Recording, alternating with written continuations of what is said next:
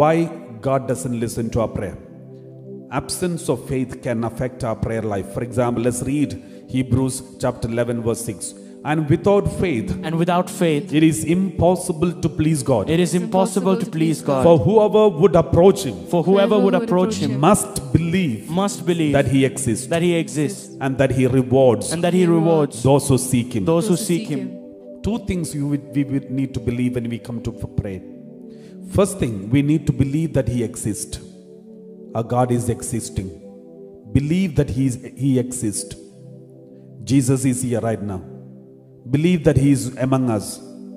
Jesus said, wherever 2 or 3 are gathered together in my name, I'm there. Believe this. Believe that He exists and believe that He is here right now. That is a compulsory, it is a must that we should believe that He is here right now. And when we believe that He is here right now, and when we seek Him, the second thing happens, He will reward us. He rewards those who seek Him. That is for sure. He will reward those who seek Him. Praise the Lord. Praise the Lord. So let's also read James chapter 1 verse 5 to 8. Let's read James chapter 1 verse 5.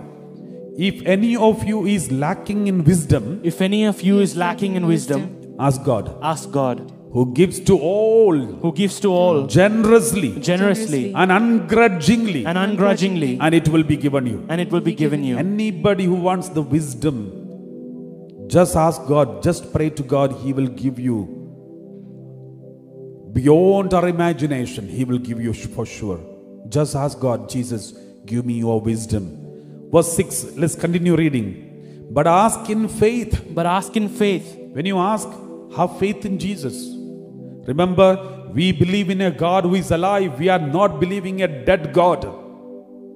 We believe in a God who is historical. He lived here on this earth.